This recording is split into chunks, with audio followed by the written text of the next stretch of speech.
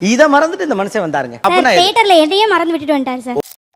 மொட்டை அடிச்சிருந்தாங்க சார். அவரு நான் முடி இருக்க ஞாபகத்துல பூ வாங்கிட்டு வந்துட்டாருங்க சார். பல் தேய்க்கிற பிரஷ் சார் மாத்தி தான் என்னோட பிரஷ் எடுத்து தான் தேய்க்கிறது. நிறைய பேர் அப்படிதாம்மா. நானும் கூட இதே பிரச்சனையில தான்மா சிக்கி இருக்கிறேன். ஒருவேளை அன்பால எடுத்து தேய்க்கிறாங்களோ மனைவியினுடைய பிரஷ்? அன்பாலலாம் இல்ல சார். அத போய் அன்பால தேய்ப்பாங்களா சார்? கல்யாணம் ஆகி 12 வருஷம் ஆச்சு சார். இது வரைக்கும் சார் ஒரு பூ கூட ஒரு ஹேர் பின் கூட வாங்கி கொடுத்தது இல்லை சார். தப்பு தான். நான் மறதி தான். மறதிலாம் இல்லை சார். பால் 2 பாக்கெட் தயிர் 1 பாக்கெட் சொன்னோம்னா தயிர் 2 பாக்கெட் பால் 1 பாக்கெட் வாங்கி வந்துருவாங்க. எங்களுக்கு 3 பாக்கெட் தான் கணக்கு. அனைவருக்கும் கோபிநாத்தின் அன்பு வணக்கம்.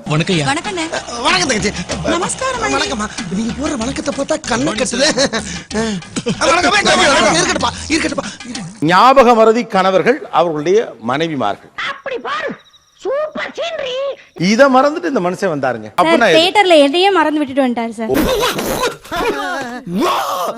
யாருடா சொல்லும் நீ? உங்களையும் மறந்து என்னையே மறந்துட்டு வந்துட்டாரு சார். ஆக்சுவலா இது மறதியில நடந்திருக்க வாய்ப்பு இல்லம்மா. கண்டு விட்டாளையா சூச்சமத்தை கண்டு விட்டாளே. பார்க்கிங் பில்ல எங்கேயோ மிஸ் பண்ணிருக்காரு.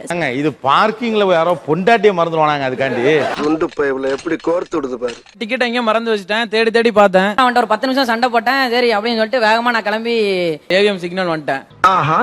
இவன் கால் பண்றான். அதுக்கப்புறம் தான் ஐயோ இவ்வளவு விட்டேன்னு சொல்லிட்டு திரும்ப யூ டர்ன் போட்டு திரும்ப வந்தேன். போன் பண்ணலன்னா நான் பாட்டு போயிருப்பேன் அப்படியே. எனக்கே விபத்து அடிக்கலாம் பார்த்தல நீ. அதுக்கப்புறம் தெரிஞ்சிருக்கும் ஐயோ ஏதோ ஒன்று கூட்டு வந்தோம் திரும்ப போய் கூட்டிட்டு வரணும். ஏதோ ஒண்ணு குட்டியானமா.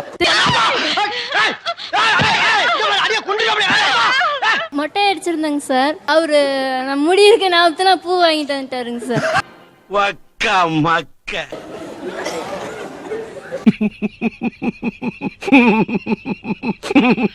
எப்பவுமே பூ வாங்கிட்டு வருவாரா? வாங்கிட்டு வர மாட்டாரு சார். கேட்டா கூட நான் மறந்துட்டேன் அப்படிம்பாரு சார். என்னடி ரொம்ப ஓவரா அடுக்குற போட்ட வாயில பல்லெல்லாம் பொறி மாதிரி சதறிடும். அந்த மனுஷன் என்னைக்கு ஒரு நாள் ஞாபகமா பூ வாங்கிட்டு வந்திருக்காரு. உண்மையிலேயே ஒரு கொடூரமான மறதிங்க. சரிடா மாட்டுப்பலா நல்லா சரி. இதான் உன் கடைசி சிரிப்பு. பூ வாங்கிட்டு நீங்க போறீங்க. உள்ள என்ட்ரு ஆறீங்க. பார்த்தா மனைவிக்கு வந்து மொட்டை எடுத்துருந்தாங்க. ஆசை பண்ணிட்டு போகும்போது ஐயோ மொட்டை அடிச்சிட்டாலே. எப்படி சமாளிச்சீங்க அப்புறம்? நம்ம மட்டும் அப்படியேதான். சரிடி பொண்டாட்டி சாரி புருஷனை மன்னிச்சுக்கோ. சார் ஒரு வாட்டி ஹோட்டல் கூட்டின்னு போயிட்டு ஒரு போன் வந்து வெளியே போனார் சார். நான் பாட்டு சாப்பிட்டுட்டு இருக்கிறேன். வெளியே போன் பண்ணிட்டு வருவாரு பாரு 1 ஹவரா வெளியே வரவே இல்லை. என்ன போனவன இன்னும் காணா? அப்படியே பொட்டுக்குள்ள படுத்துட்டானா இல்ல புறப்பட்டு ஊரை பக்கம் எதுவும் போயிட்டானா? பில்லு வேற என்ன சாப்பிடுறீங்களா வேற என்ன சாப்பிடுறீங்களா? எனக்கு இன்னும் சாப்பிடவும் பயமா இருக்கு. காயின் போட்டு பார்க்க கூட கையில 10 பைசா இல்லையே. என்னன்னே தெரியல சார். ஆனா 1 ஹவருக்கு மேலே எனக்கு அழ வர மாதிரியே வந்துருச்சு. அவங்க என்னையே பாக்குறாங்க ஹோட்டல் இருக்கிறவங்க.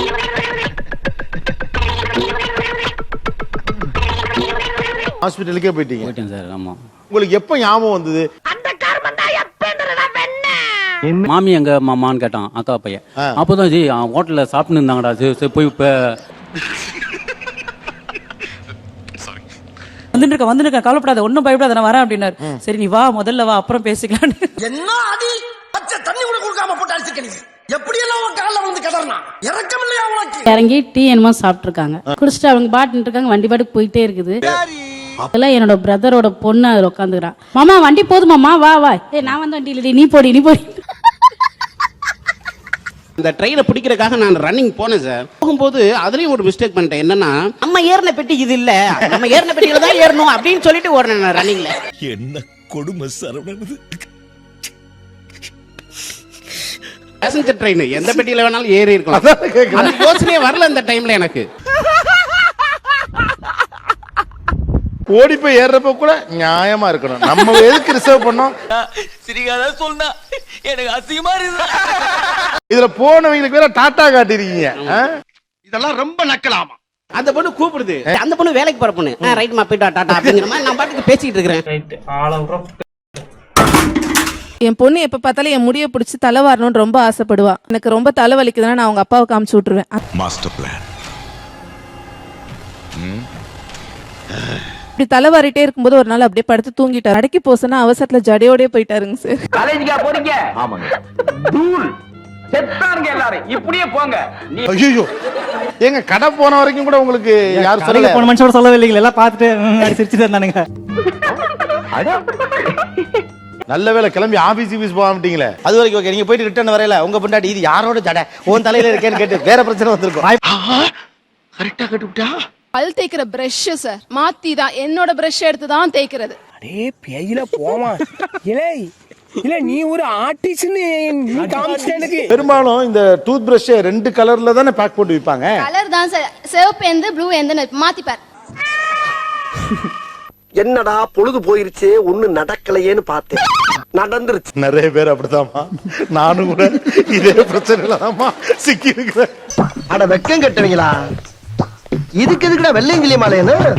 எனக்கு மட்டும்தான் மறக்குதோ நினைச்சேன். இது மாதிரி எவ்வளவு பேரு அந்த 2 பிரஷ் ஒரே இடத்துல இருக்கும், ஆனா மனைவி பிரஷ் எடுத்து பல் விளக்கி போறவங்க எவ்வளவு பேர்?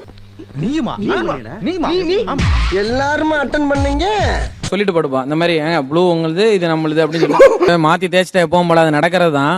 அப்பா உங்கள மாதிரி கேரக்டர்களுக்கெல்லாம் இந்த மாதிரி மிஷின் வந்தது ஒரு பெரிய வரப்பிரசாதம் சொல்லுங்க. மூடு எப்படா இதை ப்ரூவ் பண்றது அப்படின்னு சொல்லிட்டு ஃப்ரெண்டு கால் நான் பல் தேய்ச்சிருக்கும் போது என் ஃப்ரெண்ட் அங்க நின்று போட்டோ எடுத்துருந்தா காலில் 10 நாள் கழிச்சு அதை ஜூம் பண்ணி பின்னாடி பாரு நீ இந்த கலர்ல தான் தேய்ச்சிட்டு இருக்க அப்படிங்கிறா. ஜப்பான்கார என்னென்னமோ கண்டுபிடிக்கிறா, நான் எதை கண்டுபிடிச்சிட்டு வந்து ஒருவேளை அன்பால எடுத்து தேய்க்கிறாங்களோ மனைவியினுடைய பிரஷ்? அன்பாலெல்லாம் இல்ல சார், அதை போய் அன்பால தேய்ப்பாங்களா சார்?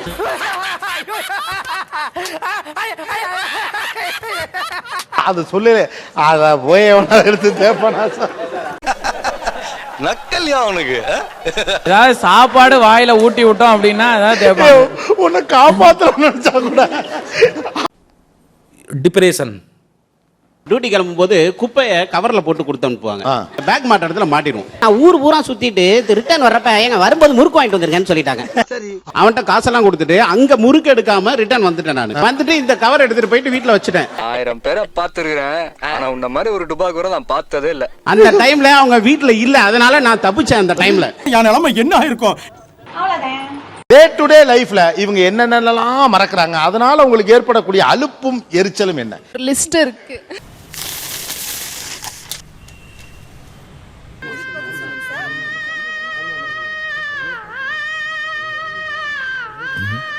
நீயா நானால இது வரைக்கும் இந்த மாதிரி கம்ப்ளைண்ட் ஒரு பேப்பர்ல நான் மறந்துடுவேன் அப்படின்றதுக்காக எழுதுறேன். சிம்ரன்ஸ் என்னடா இது, என்னம்மா இது? Gold chain, bracelet, watch, shoe வந்து இன்டர்சேஞ்ச். ஒரு கால்ல பிரவுன் ஷூ போட்டுட்டு இன்னொரு கால்ல வந்து பிளாக் ஷூ போட்டிருப்பாரு. வேற யாரதோ டவல் எடுத்து கட்டிக்கிட்டா. எங்க வேற எதையுமே மறக்கலங்க, மாத்திடுறாப்ல. ஆமா சார், இது ஒரு பெருமை. ஆமா சார், எஸ் சார். உனக்கு வேணும்டா, உனக்கு இது வேணும் இந்த வேணும், நீ இந்த வண்டியில ஏறணும் இல்ல, உன் புத்திய செருப்பாலேயே அடிக்கணும்டா. ஆர்டர் போயிட்டோன்னே என்ன ஒருத்தர் விஷ் பண்றாங்க, ஹாப்பி வெட்டிங் டே.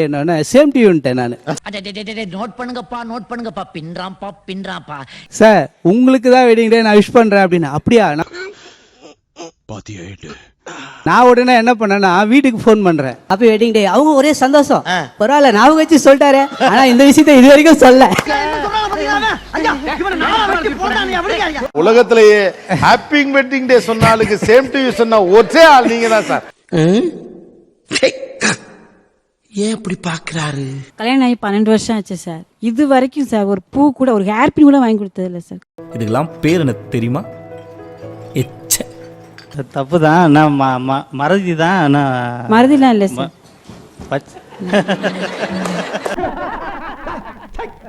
என்ன சிரிப்பு ராஸ்கல், என்ன சின்ன பிள்ளைத்தனமா இருக்கு. ஒரு மறதி மாதிரி இதை பார்க்க முடியலையே, அதான் கேக்குறேன். அதுக்கு என்ன பதில் சொல்லுன்னு தெரியல, ஆனா அந்த நேரத்துல மறந்துடுறது தான் நான்.